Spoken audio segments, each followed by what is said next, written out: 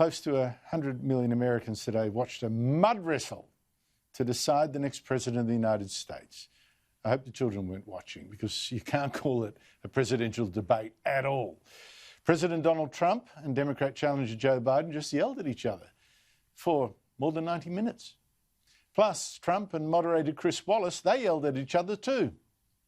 The individual mandate was the most unpopular aspect of Obamacare. I got rid of it. And we will protect people with President, I'm the moderator of this debate. First of all, I guess I'm debating you, not him, but that's okay. I'm not surprised.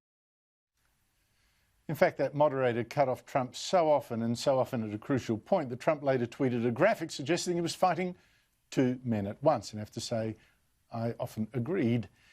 And while Twitter is going nuts about how often Trump interrupted Joe Biden, which he did, and too often, trying to knock Biden off his stride, it was Biden who went for the playground abuse in the most demeaning debate I've seen between any politicians. Everything he's saying so far is simply a lie. I'm not here to call out his lies. You're the worst president America has ever had. Hey, Come Joe, on. It's hard to get any word in with this clown. Excuse me. Will you shut up, man? Listen. Shut up, and he's a clown, and my goodness. But Trump didn't miss either, niggling Biden about past lies. Did you use the word smart? So you said you went to Delaware State, but you forgot the name of your college. You didn't go to Delaware State. You graduated either the lowest or almost the lowest in your class. Don't ever use the word smart with me. And Trump also hit Biden about allegedly dodgy deals, well, certainly a bit smelly, with foreign companies made by Biden's son, Hunter, when Biden was vice president. Why is it, just out of curiosity, the mayor of Moscow's wife gave your son $3.5 million. What did he do to deserve it? What did he do with Burisma to deserve $183,000? None of that is true. Here's the deal. We want to talk about families and ethics. I don't want to do that. I mean, his family we could talk about all night. Still, it was a good question from Trump, which never really got answered. Kind of like a lot of questions in that debate. So who won? Nobody really, certainly not the voters. And you wonder, how does politics sink to this level? How does American culture sink that low, and increasingly ours? Now, most of the media is going to blame Trump for this lowering of standards, but let's face it, look at Biden there and the rubbish heaped on Trump by the media left for 4 years. It's been so unbelievably poisonous. He was bought by Russia, which is completely false. He committed high crimes and should be impeached, which is fake. He's actually broke. That's the new one. He's broke and pays no tax, which is false again.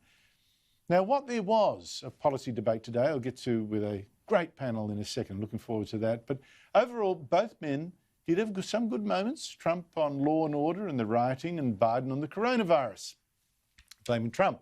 And Biden was much better in talking through the camera straight at voters. You folks at home, you folks living in Scranton and Claymont and all the small towns and working class towns in America, how well are you doing? This guy paid a total of $750 in taxes. Biden also passed the very low bar that's been set by his opponents, stupidly in my view. Many thought that he'd have another senior moment and lose his train of thought, but he didn't. Although he did have to search for a word every now and then and correct himself a few times. But I have to say, if there's any undecided voters looking at this and forced to choose between the two men, well, here's what I think. Biden, for all his insults, managed a rare trick, of acting the thug, but looking weak. He looked older and thinner and more frail than Trump, less energy. He just seemed like a geriatric down the street, threatened to punch in your head, and you might admire the old-timer for his spirit, but you do mark him down for forgetting himself. So of the two men, if I had to say, which had the energy and the force of a leader, it wasn't Biden. But that said, who would have their mind changed by a debate like that? This was one that merely reinforced perceptions. It didn't change them. And I think that is a real pity for Donald Trump, because the strange thing is, he's the president the left could have liked back when they acted more like adults. Now, you might think, oh, that's a crazy notion, but you consider Trump's record. which he barely mentioned today. That was so sad. You know, this bloke is actually a peacenik president. Who would have thought? The first president since Jimmy Carter not to send US troops to a new war. He's been pulling out troops instead, Syria, Afghanistan. He's also negotiated more peace deals than most other presidents between Israel and the United Arab Emirates, between Israel and Bahrain, between Afghanistan and the Taliban. He's even just brokered a deal between Serbia and Kosovo, which fought a savage ethnic war just 21 years ago. How could the left not applaud this? No wonder Trump now has 3 nominations for the Nobel Peace Prize, which he won't win because he's Trump. They don't give the prize to right-wingers. And it goes on. Trump, before this coronavirus, he got black unemployment down to the lowest levels ever seen.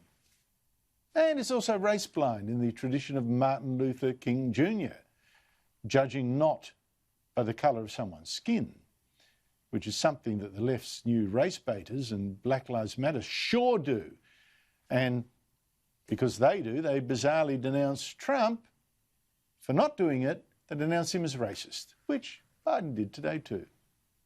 This is a president who has used everything as a dog whistle to try to generate racist hatred, racist division. God, the left can talk. And Trump, I mean, why isn't the left cheering this? Has also passed law reforms to treat prisoners more humanely, cut mandatory minimum sentences for drug crimes, get more prisoners into rehabilitation. So this debate, as a former Labor campaigner myself, it saddened me. There was Trump just in a stag contest with Biden, clashing antlers, bang, bang, bang, trying to show who was the alpha boss. But look at his policies. That actually surprised a lot of his enemies. But who cares? Who cares when we're all now caught up in exactly the brutal tribal politics you saw today?